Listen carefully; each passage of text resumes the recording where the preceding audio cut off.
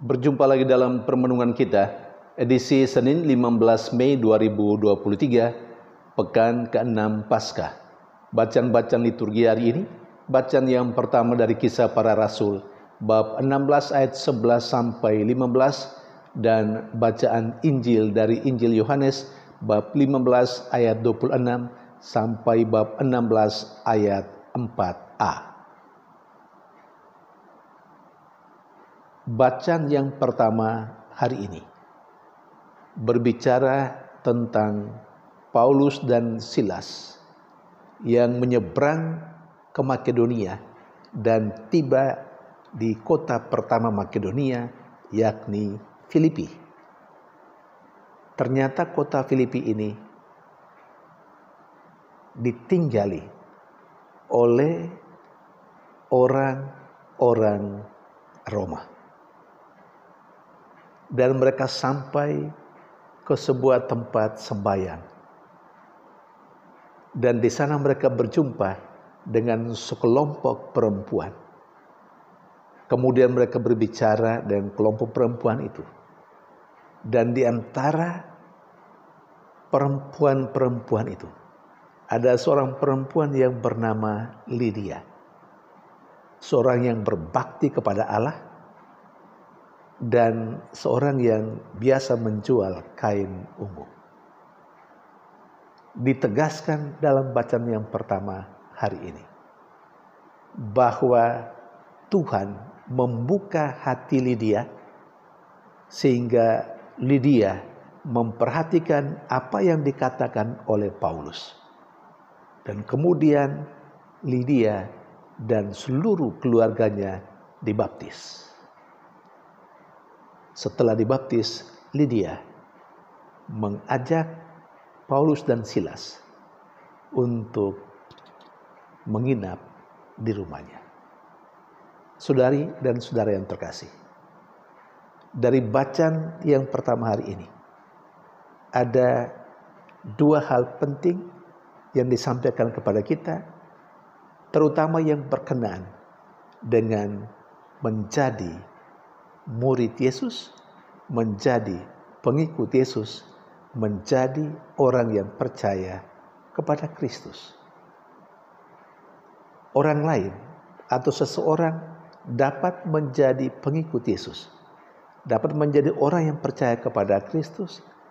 Pertama, karena ada upaya, ada usaha dari orang-orang yang telah mengenal Kristus. Mereka mewartakan tentang Kristus. Dan itulah yang dilakukan oleh Paulus dan Silas. Mereka berkeliling di sekitar kota Yerusalem. Mereka juga berkeliling sampai ke daerah Makedonia. Dan mereka mewartakan kabar sukacita Tuhan. Mereka mewartakan Yesus yang bangkit. Itu upaya manusia. Upaya ini mempunyai goal, mempunyai tujuan, supaya orang yang mendengarkan pewartaan mereka menjadi percaya kepada Kristus dan dibaptis. Tetapi poin kedua yang juga penting, dan menurut hemat saya lebih penting daripada yang pertama, bahwa orang menjadi pengikut Yesus itu lebih ditentukan oleh karena Bapa atau Allah sendiri yang membuka hati orang-orang yang telah mendengarkan pewartaan para rasul, pewartaan Paulus dan Silas. Jadi yang menentukan seseorang mengambil keputusan untuk percaya kepada Kristus dan minta dibaptis, itu adalah Allah sendiri. Allah yang membuka hati orang itu. Jadi dua hal penting di sini. Pertama, upaya para rasul, Paulus dan Silas, mewartakan kabar sukacita tentang Yesus supaya didengarkan oleh orang-orang yang belum percaya kepada Kristus. Tetapi seseorang itu pada akhirnya menentukan ia menjadi pengikut Yesus atau menjadi orang yang percaya kepada Kristus dan minta dibaptis, itu ditentukan oleh sejauh mana Allah membuka hatinya, sejauh mana Allah memanggilnya. Karena itu, orang yang menjadi pengikut Yesus, orang yang percaya kepada Kristus adalah orang-orang yang terpanggil, orang-orang yang ditentukan oleh Allah untuk beriman kepada Kristus.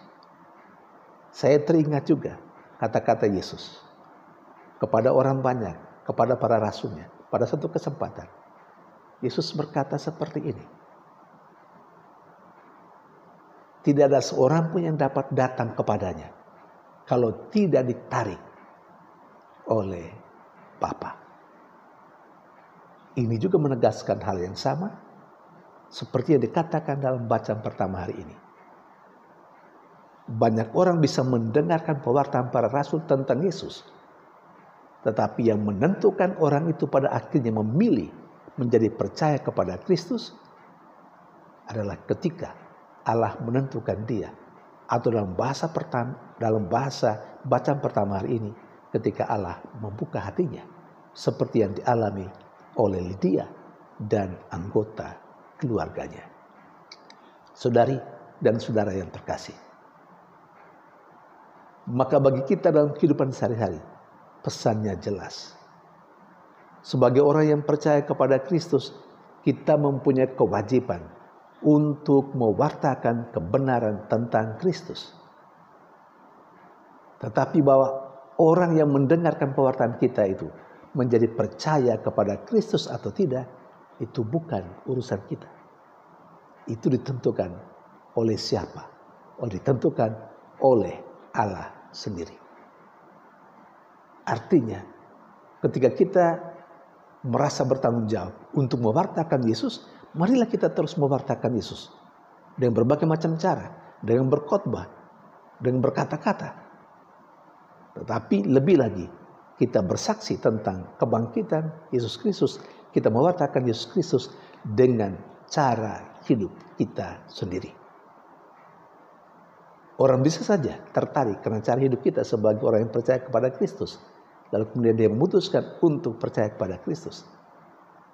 Tetapi yang menentukan, ini supaya kita ingat, yang menentukan orang menjadi percaya kepada Kristus atau tidak, itu adalah Allah sendiri. Bahwa kita sebagai tahap awal memperdengarkan warta tentang Kristus, oke. Tetapi yang menentukan orang menjadi percaya kepada Kristus atau tidak, itu adalah panggilan Allah. Sejauh mana Allah membuka hati orang itu untuk menerima dan percaya kepada Kristus. Ini penting bagi kita, terutama penting bagi kita yang mungkin diberi kepercayaan memberikan pengajaran misalnya kepada para katekumen, supaya mengingatkan mereka. Ada motivasi awal, entah mereka menjadi Katolik karena calon pasangan mereka, atau karena apa saja. Itu adalah sarana yang sangat manusiawi. Itu adalah hal-hal yang sangat manusiawi. Tetapi yang menentukan mereka menjadi orang yang percaya atau tidak adalah Allah sendiri. Artinya Allah lah yang memanggil mereka sehingga mereka menjadi percaya kepada Kristus. Sementara dalam bacaan Injil, Yesus menegaskan kepada para rasulnya dan juga kepada kita sekalian bahwa tugas para rasul adalah memberi kesaksian tentang Yesus. Mengapa? Yesus juga menegaskan, karena mereka telah hidup bersama dengan Yesus.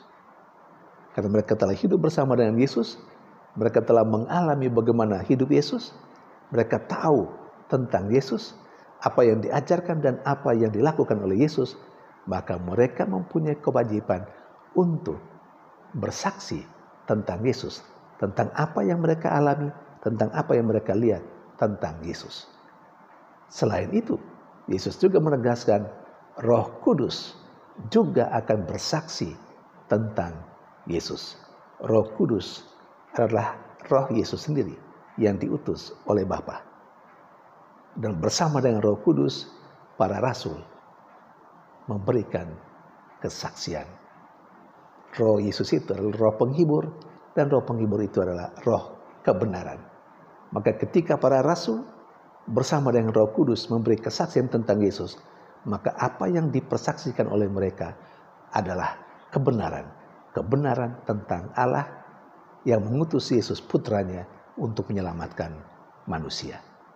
Saudari dan saudara yang terkasih, ketika kita mengimani Yesus, secara imani kita telah hidup bersama dengan Yesus. Kita telah mengenal Yesus. Dan kita tahu tentang apa yang diajarkan oleh Yesus dan apa yang dilakukan oleh Yesus. Karena itu kita juga mempunyai kewajiban untuk bersaksi tentang Yesus. Dan ingat, tidak saja kita yang bersaksi tentang Yesus, bahkan kita bersama dengan Roh Kudus yang ada dalam diri kita. Dengan kekuatan Roh Kudus itu kita bersaksi tentang Yesus. Maka bila mana ada kemampuan tertentu yang ada dalam diri kita yang membuat kesaksian kita hidup dan menyentuh hati banyak orang, itu pertama-tama tidak karena kita, tetapi karena Roh Allah yang sudah berada dalam diri kita, yang juga ikut beri kesaksian bersama dengan kita tentang Yesus. Ini maksudnya supaya kita sendiri yang merasa diri menjadi pewarta dengan berbagai macam cara, supaya kita tidak menjadi sombong. Andai kata karena khotbah-khotbah kita, karena apa yang kita lakukan, lalu kemudian orang menjadi percaya kepada Kristus, sekali lagi itu tidak pertama-tama karena kita, itu karena Roh Kudus yang telah menggerakkan hati orang itu untuk menjadi percaya kepada Kristus. Tuhan memberkati.